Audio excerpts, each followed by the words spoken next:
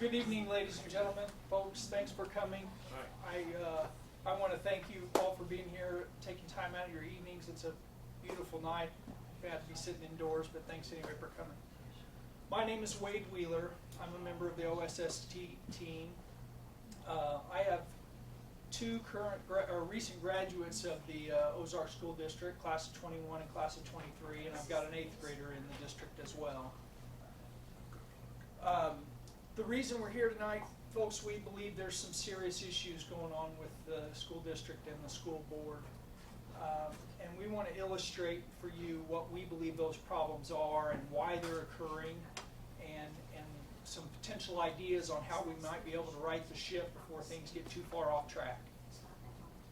So I'm the introduction. I'm going to give you a brief rundown of the who, what, why, when, where, and how of what we think is going on, and then my friends are going to delve deeper into the issues and the problems that we see going on. So the who is, there's two sides. Number one is who we are as a group that are hosting tonight, and the other is who are the players in these issues? Who are the people that are making policy for our schools? The what is, what are the problems? Some financial problems. There's some personnel problems. Tonight we're not going to delve real deep into those specific issues. Tonight's focus is mainly going to be the overlying problem, which we believe is the governance. We're going to illustrate the organizational flow of the policy making and the power and the directorship of the district and the board is not as it should be. So we're going to work on illustrating that for you. The when, there was a precipitating event about 18 months ago that happened at the high school that sparked the interest, the concern of several parents, and that led to some investigation and some research, and it uncovered a lot of these issues that we're going to share with you tonight. Where is right here at home. This is our home. Why? Two parts to that. Why is this happening? We believe that there's a lack of checks and balances in the system. That could be one part of it. I think apathy is playing a part as to why some of these problems are happening. In the recent past, we have record from 18 of the last 19 meetings that occurred. So I'm going to speak to 18 school board meetings. The 19th one was closed session, so there's no public record of that. Of those 18 meetings, 7 board members per meeting. Not one nay vote on anything. How do you have 18 meetings with 7 members and not get a single dissenting vote out of any of the votes? That we think is a problem, and that's I think apathetic, but it's not necessarily the fault of the board members themselves. There's some other issues that play into that. And I believe why is there's some outside forces going on. And that tends to be a woke agenda if we let those outside forces take over. Why, the other part is, why is this a problem? Why should we care? It affects the long-term performance of the schools, which affects our property values, and most importantly, it affects our children and grandchildren. That leads me to how. How do we fix it? Stick with us till the end. We're going to go over some ideas that we have. If you have some ideas that come up, we're going to have a Q&A session. We'll talk through this and tell you what we think, and hopefully together we can all come up with some solutions that might be beneficial. So to start off, I'd like to introduce Ms. Jody Pena and Mr. Dave Court. They're going to speak to the governance structure of the current board and the outside influences that are affecting it. Thank you, Wade. You're welcome. So a little bit, I'm going to talk a little bit about who we are, okay? And I'll get in a little bit of sharing why I'm personally a little concerned, like Wade had shared a little bit himself. Right here. So who we are concerned taxpayers who have become aware of external organizations that are administering policies, our actual policies that are in the school. We're going to talk more about that in a little while. Also the conduct and the beliefs that affect the school board, the superintendent, the administration, the staff, all the way down to the children. Also indoctrination of values that are not a reflection of our community here in Ozark, and that's, it should be a concern of everyone. It doesn't matter if you've got children in school or not. We're concerned with the current district organization, or in some areas disorganization, that, again, before the ship gets too far off course, hopefully we can get some of these things turned around a bit. And also the information, as Wade had mentioned, that we're presenting tonight, and we're gonna be doing the same thing again on Saturday morning. There has been hours and hours of research that has gone into this. So this isn't just emotional responses to things, there's actual research and information out there that backs all of our discussions up tonight. We also have had faculty and staff members that have come forward and secretly or privately has shared some information with us as well, out of retaliation fears. They don't want to stand out and state a lot of these things publicly. So our team's goal is to aid the taxpayers in awareness of, you know, the elected school board members are limited in office by mandatory training that they have to go through. There's also external organizations. We're going to discuss more of that in a little bit. Also, the non-elected superintendent tends to self-position themselves on the board as an equal member. And we're going to talk more about that as well. And then most district policies are written by an outside organization.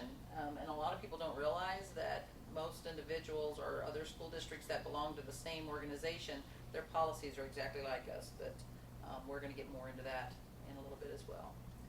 So what we are not personally attacking anyone on the school board, anyone in administration, the superintendent.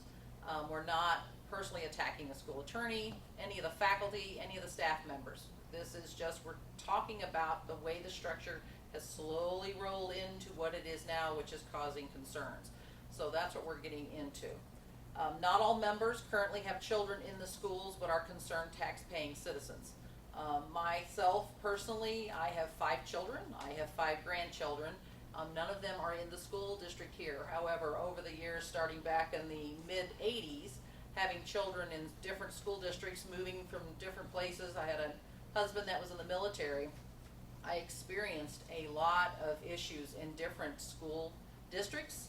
I also have 2 boys that are autistic, so they had special needs, and it was very frustrating with the way some policies were either put in stone or changed on the spot. And that wasn't just my children, but watching how the different policies were all of a sudden suddenly changed if there were some issues with a child or something, to kind of isolate them out. So that grew to be a big concern. I've also had a lot of friends that have served on school boards, and I learned a lot from them on, they didn't realize how limited they would be. They thought they were going to go in and make a difference, and they really weren't able to make a difference at all. So that's where I personally am wanting to be more involved here locally. We are not wanting the elected school board to remain controlled by external organization or the superintendent's self-appointed position on the board, and this is some of the things that we're hoping to change. So how did the school district become such a concern to parents and taxpayers, you ask? So let's take a look. First, we're going to discuss who the most powerful person or the most powerful position in Ozark is currently. This individual is the highest paid public employee. They control the largest corporation with the largest budget and the largest number of employees. They control the greatest amount of real estate. They have the influence over the largest block of voters. They have a large staff that are highly educated and silenced, faculty and staff to facilitate their agenda. They have their own unopposed online channel to push agendas. They currently do not answer directly to any higher power, nor do they answer to the customers. They have unlimited access to attorneys for guidance to facilitate his or her agenda, to skirt policy, regulation, and law if needed. And this individual is unelected, unopposed, and unrestrained. So who would that person possibly be? It is your Ozark School District Superintendent. So how did this come to be, you ask? Let's take a look. So you're going to introduce. Thank you, Jody. So now I'd like to introduce Mr. Dave Court. He's going to talk about the structural issues. Did someone say, how did this come to be? Well, let's take a look.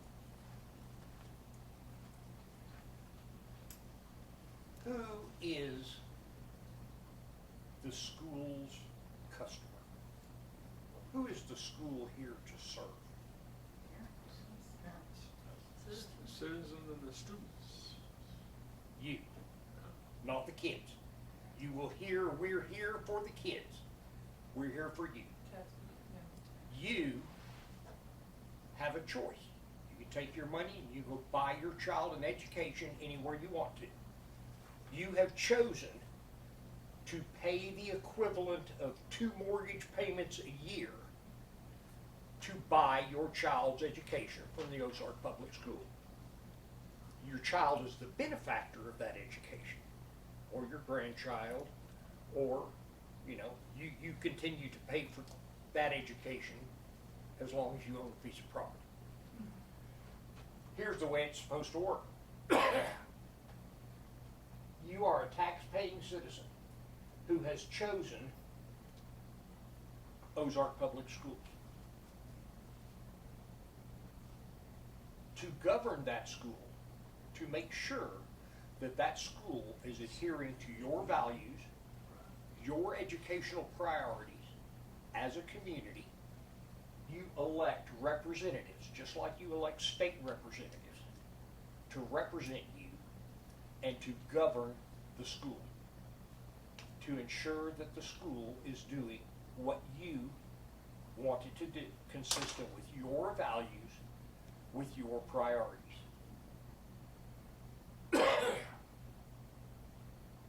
The superintendent is hired by these people to follow their directions in supervising the school.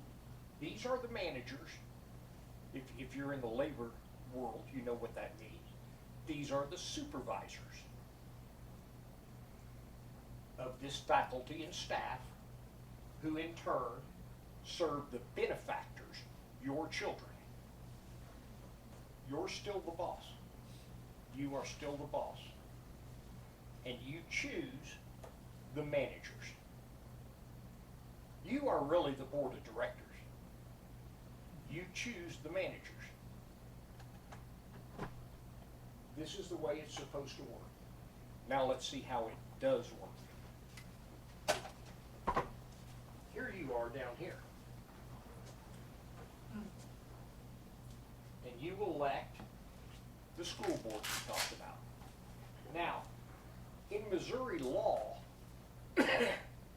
it's okay for school boards to coordinate with one another, best practices. We could get together with Nixa and even Springfield and Branson.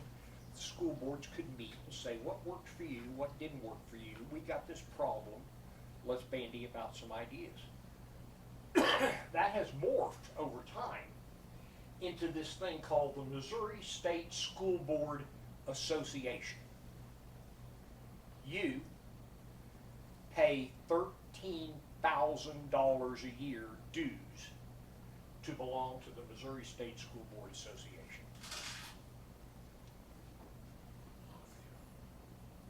Your school board gets one delegate to the Missouri State School Board Association. And together these delegates elect a board of directors, a president, a vice president, a secretary, from among their delegation. That board of directors then goes and hires a CEO who has a staff of people that have nothing to do with school districts or school or education. They're running a business that you're paying $13,000 a year to be a member of. And the CEO of this board is on an outfit is a member of the Missouri Education Roundtable. Now, this is the group right here you want to focus on, because over 50% of the people who sit on school boards never heard of this outfit. Never heard of them. They got a one-page website that defines their mission: to consolidate and speak to the issue of education in Missouri as one voice. As one voice. Who's on this round table? Well, 3 teachers' unions, 3 organizations of school administrators, the Superintendent's Association, the Secondary Principals Association, and the Elementary Principals Association, the State PTA, and the Missouri State Teachers Association. So, what they do is, they get together and form the agenda, and they call it their agenda. One voice, the unions, the superintendents, and the Missouri School Board Association. And they pass this agenda down to the Missouri School Board Association. Well, this is the agenda. The agenda is, forget about them school boards, them soccer moms that ran for school board. Forget about them. The real power needs to be over here in the superintendent. The superintendent needs to just govern the whole thing and drive the school board toward our agenda. And that's the way it works. You come down to the Missouri School Board Association, they defer everything to the superintendent, who directs the school board. School board meetings are posted online. If you'd like to see what I'm talking about, go look at 2 of them and see how these school board meetings are presided over, in effect, by the superintendent. At the last school board meeting, a member of the administration announced to the school board that rather than discuss any new policies they were considering adopting in an open meeting where you could hear it, those policies would be discussed in a closed session and then voted on in the open meeting. Well, aside from being somewhat dishonest, that's against the law. That's against the law. The Missouri Open Meetings Law isn't a list of things you're allowed to talk about in a closed meeting. It's a very small list of things you are allowed to talk about in a closed meeting, and everything else has to be out in the open where you can see it, including discussions on school policy. But the superintendent is running the show. So why in the world would a school board pay $13,000 of your dollars a year minimum? Because if there's attorney fees, there's more. If there's a superintendent search, that costs you something. So it comes out to more than $13,000 a year. Well, there's some benefits that the Missouri State School Board Association offers to your school. One is training. Every school board member has to have a certain number of hours of training after they're elected. And the Missouri School Board Association is happy to provide that training. Legal counsel. They have a bevy of lawyers up there that will work for your school in untangling any messes like, hey, we just harassed this teacher out of a job. Do we have to give him a hearing? He's asking for a hearing. Do we have to give him a hearing? Nah. Policy development. And here's a biggie right here. The school board has policies that drive the superintendent's behavior, that drive the superintendent's agenda, that drive the superintendent's goal. That's their job.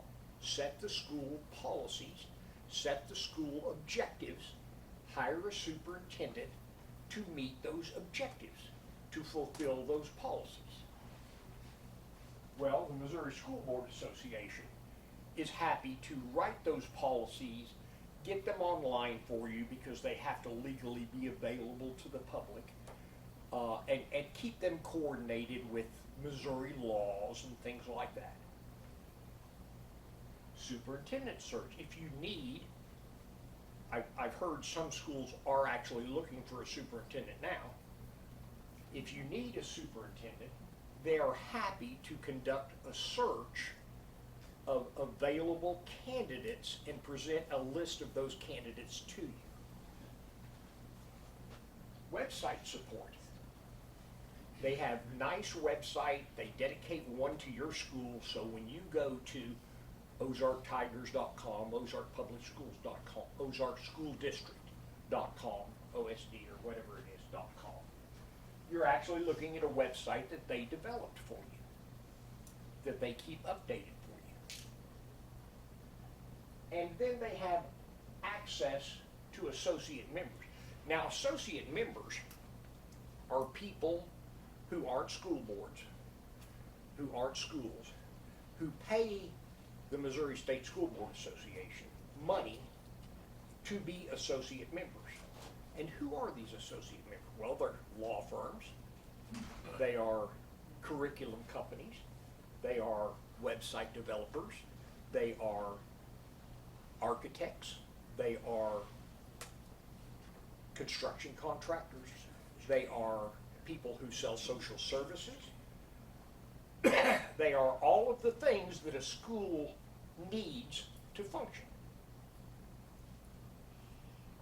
These are associate members, and you have exclusive access to them. So what is the downside of belonging to the Missouri School Board Association? Well, you might be surprised to find out. It's training, it's legal counsel, it's policy development, it's superintendent search, it's website support, and it's associate member access. Those are the downsides. These are the very things that the MSBA uses to sell itself to your school. There's along with the posting of the board meetings on the website, there's a posting of the training session that was held by new members before their second school board meeting. In this training session, these people were told flat out that it is a violation of the law for them to meet in 3 or more over lunch and discuss school policy or discuss school business. That's not true. But every school board member now believes it's true. They are told that the superintendent is really the leader of the school, that they are there to support the superintendent, not the other way around. That's their job, support the superintendent in managing the school. Legal counsel. Who did I say was an associate member of the Missouri School Board Association? Lawyers. What is the Missouri School Board Association giving your school? A lawyer. Whose name is on the bottom of the check that goes to that lawyer? The Missouri School Board Association. This is the Missouri School Board Association's lawyer. This is the lawyer that comes to your school board meetings and tells the school board that they don't have to give a teacher a hearing. That tells the school board that they can't meet outside of a school board meeting and discuss policy. All lies. The lawyer knows their lies. The lawyer writes a letter to a school board member who had the gall to actually have a listening session and say, bring your concerns, I'd like to hear them.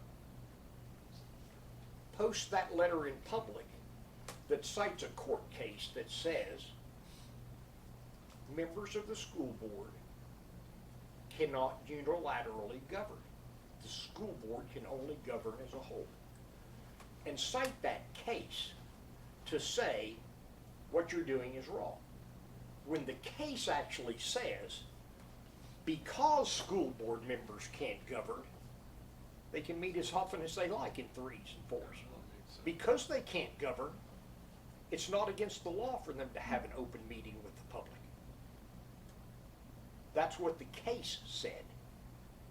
They took a sentence and said, what you're doing is wrong. You can't be out there on your own talking to the public, talking to the people who pay the school bills, talking to the people whose children you impact every day. You just can't be doing that. Now, you, outside of talking to a school board member, try to get something on the school board agenda. Try to get your concerns about mold, or the leaky roof, or any of those things that are real problems on the school board agenda. Ain't gonna happen. You've got to write a note so many days before the school board meeting to the superintendent, whose administrative assistant, by the way, is the secretary of the school board and decides what's on the agenda and what isn't on the agenda, and ask to have your item on the agenda. It ain't gonna make it. Policy development. This is a biggie. The school board is supposed to make the policies that reflect your values and your priorities, and use those policies to drive the superintendent and staff to achieving your values, your priorities in education as a community, as the owners. I challenge you to go to Ozark's website and read the school policy. Pick one. Pick one. BCDLF. Policy BCDLF. Pick that one. Go to Cape Girardeau. Go to Kansas City Public Schools. Go to Joplin Public Schools. Hit every corner of the state. Word for word identical policies, driven by one agenda up here at the top of that inverted pyramid. One agenda. Do you imagine that a set of policies that align your school to your community's values could possibly be the same policies that drive Kansas City? You're supposed to govern your school locally. Locally. That's how it's supposed to be done. Do you imagine that the values and priorities of people who live in Kansas City are the same as the values and priorities of people who live here? No. And let's be honest. If they want transgender as, boys and girls bathrooms in Kansas City, they ought to govern their school locally. But so hadn't we. Yeah. So hadn't we. Right. That's right. Website support. You heard someone talk about the superintendent's unfettered access to the voters, uncensored, unargued with. That's this website. This website promotes the school agenda, the superintendent's agenda, the Missouri School Board Association's agenda, the Missouri PTA's agenda, the Missouri Teachers Association agenda, the Superintendent's Association agenda.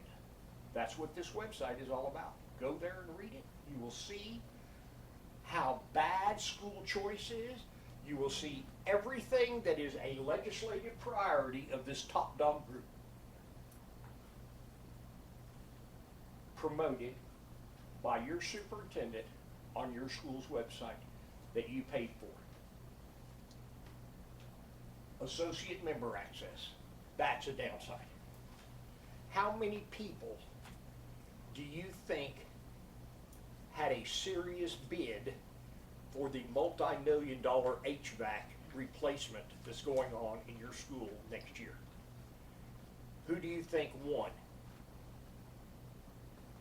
Somebody who pays the Missouri School Board Association, because the school board went to the superintendent and said, get us some bids, and the superintendent went to the Missouri School Board Association and said, we got $2.5 million to give away, who wants it?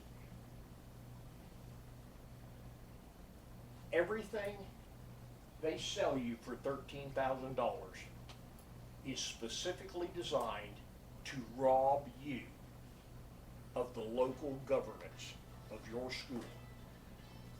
That's what it's there for.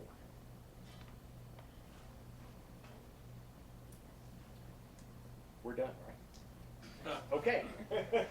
So, there it is. Back up one slide, please. This is the way it is right here. These people up here who know in their heart of hearts that they know better what's good for your kid than you do. Every one of them is darn certain that you are nothing but an ignorant parent, and they have PhDs and they know better what's good for your kid than you do. And that trickles right down to here, to where we get to here, and you are left down here with nothing but the bill. Nothing but the bill. That's it. Try to get an offensive book out of your library. Just keep paying the bill. We don't want to hear from you. Back up one more. This is the way it's supposed to be. Right here. You tell these people to get that offensive book out of the library, and they do it. It's that simple. They are your representatives. They represent, now understand, your community has people who believe that white people are the oppressors, black people are the oppressed, is good, sound history. There are people in this community who believe that. They ought to have a representative here. We're not totalitarians. There are people who don't believe that. They ought to have representatives here. And every year, you ought to go to the polls and replace about 1/3 of this group. And when more people who feel like you do than people who feel like they do, whichever camp you're in, have the majority of votes here, that's what will govern your school.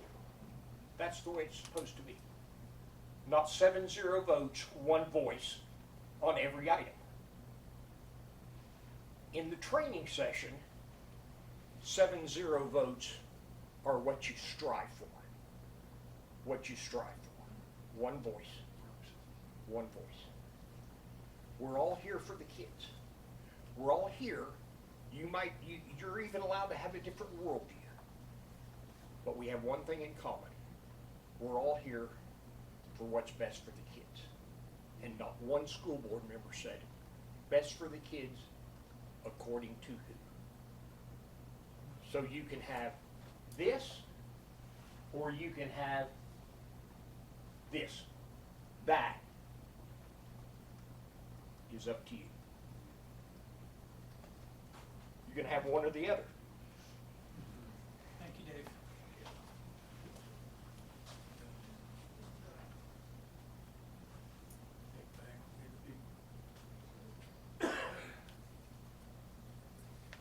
So let's get a little bit about the responsibilities. So the superintendent responsibilities should be straightforward. They directly or indirectly supervise the employees of the school district. Pretty straightforward. They oversee the daily function of school district in the buildings. They implement the vision, mission, and values of the Ozark School District by way of the taxpayers that elect the school board members. They abide by and implement the Missouri statutes, the laws, the regulations, also the school board policies and procedures. And what they are supposed to do is to report to the school board regarding concerns of any of the above. Unfortunately, over time, the superintendent position has morphed into positioning itself as an unelected equal on the school board. This ensures preferred agenda by the MSBA, as Dave was talking about. They preview and perform censorship of the tax-paying citizens' emails that are intended for the school board members so that they can communicate with those that they've elected onto the board. There's also been a known history of them actually blocking communication at times with those individuals, and their emails come in, they don't even make it through. Also, that limits the independent interaction of the board members with their constituents, as David talked about too. They bully them, and they are informing them incorrectly, telling them that's incorrect and against the law if they do interact with their constituents, using the attorney as well. The school board responsibilities. They're there to enforce the board policies that gives direction to the superintendent, the administration, and the staff of the district. Supervision and investigation of complaints filed regarding if there's citizens that are concerned, or even faculty or staff or parents that are concerned about the superintendent, anything with the faculty and the staff, or if there's any policies or procedures that there's any issues with. Those need to be reviewed and looked at. They are there to create policies to direct the operation of the school district in a manner that reflects the desires, the needs, and the values of the district taxpayers. They are there to listen to the desires of taxpayers and govern the superintendent and the administration for enforcing the district's policies and views of the board and elected community. The superintendent would find it easier, much easier, like Dave was saying, if they didn't have to mess with having anybody there on the school board. It's almost like it's a play that they're doing. There's not a whole lot of say there, so that leaves us, the taxpayers, out. Unfortunately, over time, the school board has morphed into treating the superintendent as another equal on the school board. This makes it difficult, so whenever there is an issue or concerns about the superintendent, how do you go about talking and addressing those when you have the school board or the superintendent sitting right there treating themselves as a member of the school board? It's very difficult for them to be able to do. Also, they're also viewing their position as part of the superintendent's governance team. They're letting the superintendent tell them and direct them on what needs to occur within the school board and within the policies. The MSBA directs the board members to govern for and alongside, like Dave was saying. The board is actually supposed to be the other way around. The school board is supposed to govern the superintendent. They're also being discouraged from meeting and communicate with the constituents. And also they're believing that the unelected superintendent, the school attorney, and the MSBA are superior in authority to the parents and the tax-paying citizens who voted them in. So if the superintendent and the administration is not monitored closely by the school board, they may allow or perform woke ideations and agenda infiltration within the schools. These tend to not come from the community here. These tend to not come from the locally elected board citizens. These do tend, and this has also been witnessed in a lot of different schools throughout not only our state but in the nation. These tend to be handed down through agendas, through their board associations and stuff. Currently, this was shared with me that the current chair of the Missouri Education Roundtable is also the executive director of the MSBA. So you talk about getting an agenda going, you got person that's in two very strong positions there just pushing it on down the train, so that makes it difficult. And also the other thing is that can occur as well is retaliation against and driving out any employee or faculty member that is seen as resistant to the administration and the MSBA's agenda. So these problems, concerns should be investigated instead by the school board, and then in the turn they make the decisions and stuff and hand that decision on down to the superintendent. But unfortunately a lot of times that gets turned around as well, where the superintendent manages all of that by themselves. So how do the taxpayers govern the district again? So all concerned citizens join in awareness and assist in educating board members and other citizens. Our group here, the OSST, and also school board town hall meetings work very, very well. That way people can share ideas, concerns, and work collectively towards a common denominator of improving the community in the school. They also want to elect school members who understand the correct hierarchical structure and are willing to listen to the constituents, not the MSBA training agenda. We want a school board that needs to vote to remove the Ozark district as a member of the MSBA. That's very important. And also the school board needs to locally develop policies and procedures that reflect the values and the needs of the Ozark's children and the community, as has been said over and over and over, because it's so important. So. Thank you, Jody. Scary stuff. But you can see, if you apply the concept of apathy, how easy it is for board members to just show up, yay, go home. So that it takes effort and work on the board members' part. And it's good that they're there to volunteer and serve in the position, but we need people that are really there to do what the job requires, not just be a placeholder. So next up is Mr. Frank Downey. He's going to talk to us about some of the very specific things that have happened within the district that kind of help precipitate all of this discovery.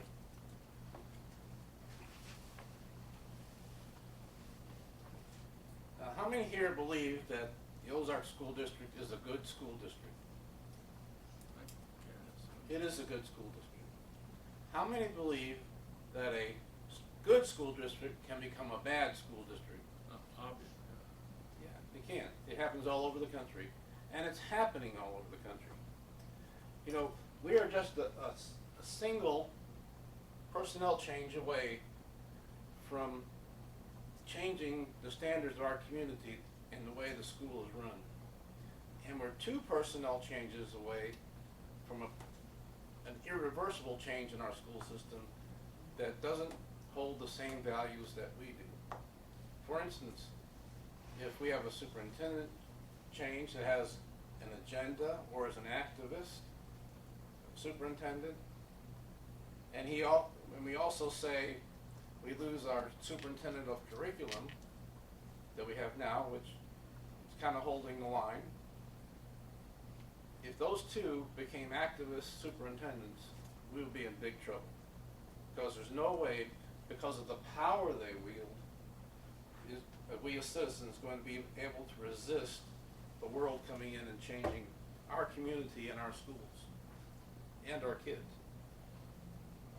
And we are just two people away in the school board from guaranteeing a firewall protecting our schools from outside influences that could change and harm our schools.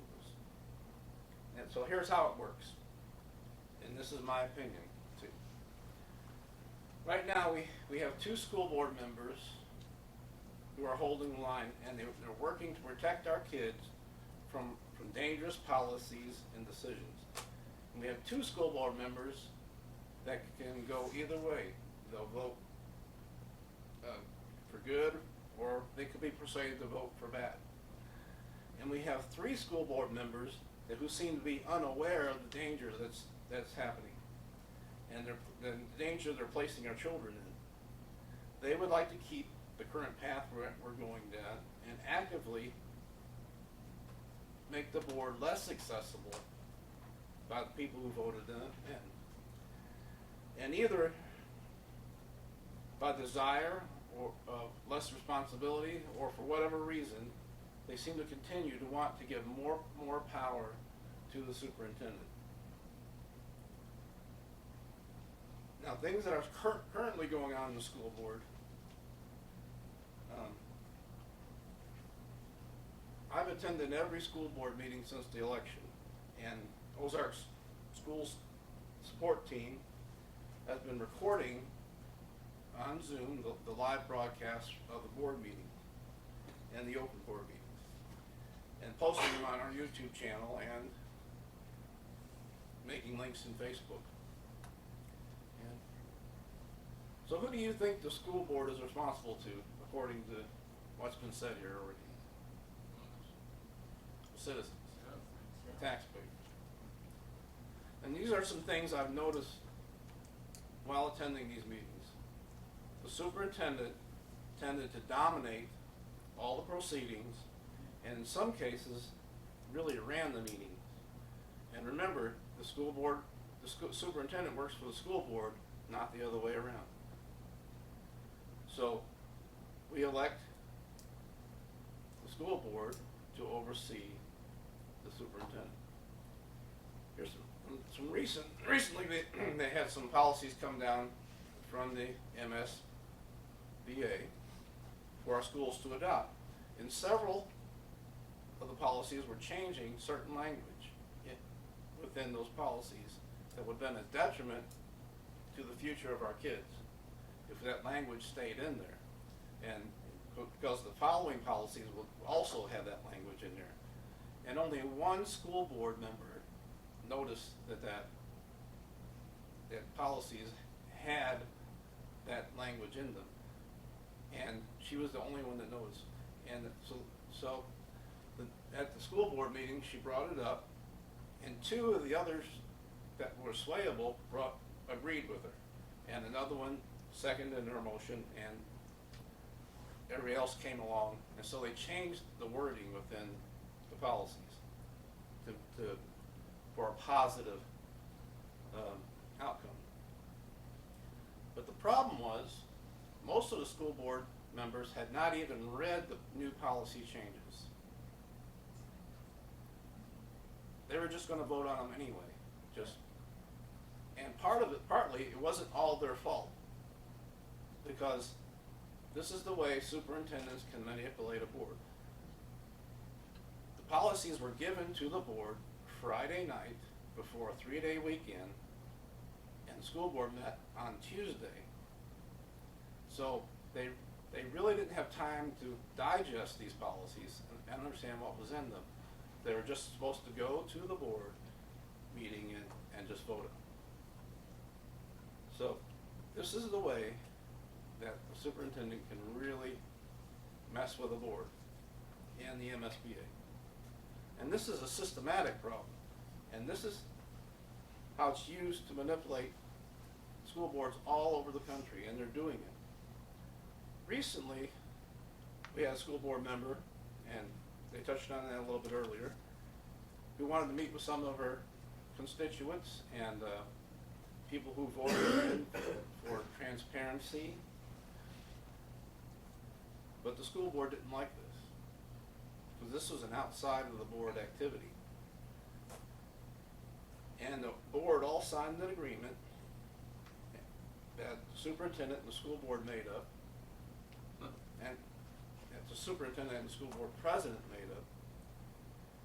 And the document was made to scare and intimidate, and in my opinion, a soft censure to the school board member. And the letter was probably drafted actually by the superintendent and his lawyer. If you look at the letter, which I have right here, and I have it available to look at, and it's also online, it's a public document. Looks like lawyers speak to me. But there was an outcry, and they got emails, and people were talking to them. Why did you put this letter out and stuff? And I even talked to a board member about it. And so they came out with another document, and this document had a short little verse here. I'm going to read it real quick. Dear members of the Ozark school community, the board understands there is multiple interpretations of the letter regarding the board liability and individual member sessions. The purpose of the letter was to inform the public that no one board member speaks for the whole and should not be misconstrued as any board member acting illegally.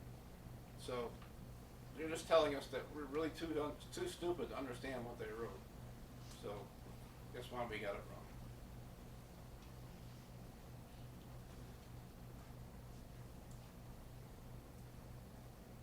So this is so it really isn't wrong for an elected official to meet with the people who voted her in. Right.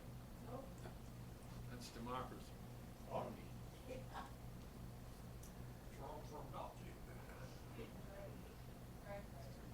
Who's the lawyer? In the past, the school board has turned a blind eye to teacher turnover rate. Ozark's school support system team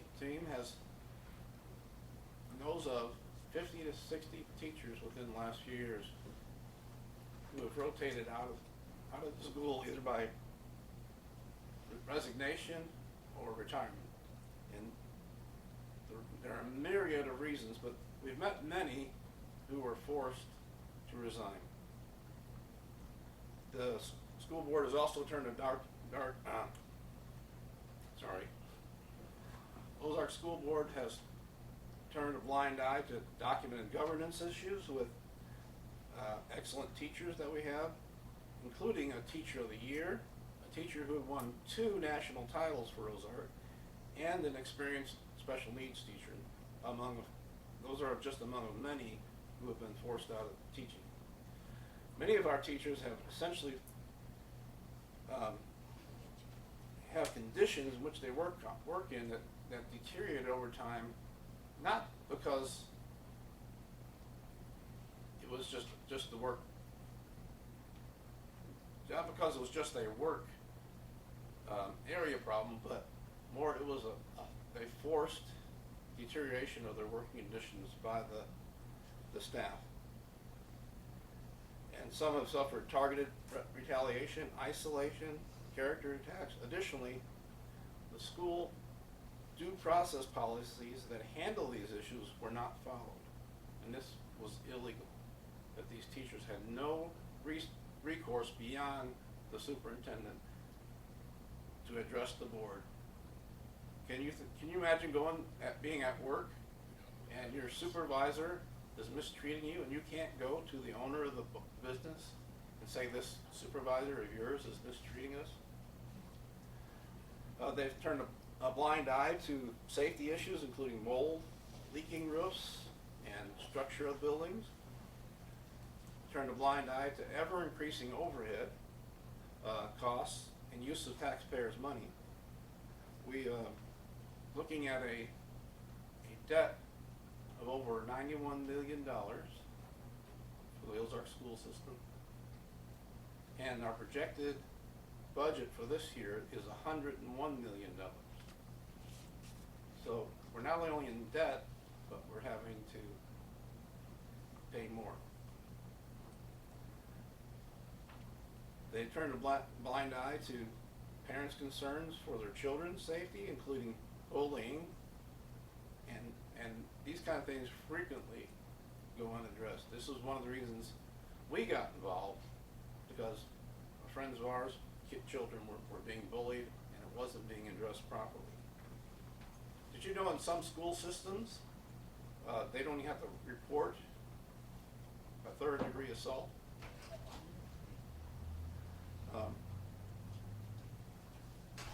Also, with the school board, there's a lack of transparency and accountability, and even a disregard of the taxpayers who pay and make the schools possible. So we're not saying that any of the school board members or administration are bad people. Far from it. Many of us know them personally, and what we have here is a system that is becoming corrupt. And you can be a nice person and still be caught up within a corrupt system. And yes, they do have the responsibility for what they do. But also we have the ultimate responsibility of who we choose to be on that board by voting for the people who reflect our values. Now the next election, there are 2 seats on the Ozark School Board coming up in April. And if we elect people who better reflect our community values, people who are willing to listen to the community and act and improve our schools, we'll be building a hedge of protection around our schools. A protection that can't be infiltrated by outside influences, even a corrupt superintendent. We can hire a corrupt superintendent. If he's controlled by the school board, they can keep him in check. And that's where the key is. And like I said before, Missouri School Board Association is one of the problems, infiltrating schools and taking over and changing the way and nullifying the way school boards operate. And this can, what the school does can affect our community, our kids, and our way of life. So if you want to keep your way of life the way it is here now, and this is a nice community, you know, it's really nice, but it can change quickly. Thank you, Frank.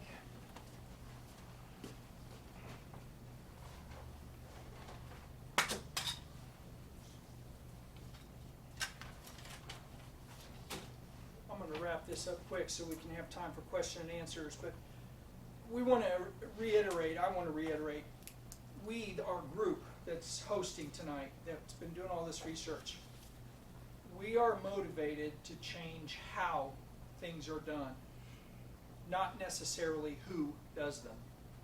Maybe the who needs to be changed, but it's not about the who at this point, it's about the how. As you can see through this presentation, it's blatantly obvious that things are not operating the way they ought to be. So first and foremost, I'm gonna say we've got to cut ties with the outside forces. The MSBA has got to go. That's our starting point. There's two ways to accomplish that. We got to either lobby our current board to get it done, or elect new board members who will. That's really the long and short of it. Okay? This can be done.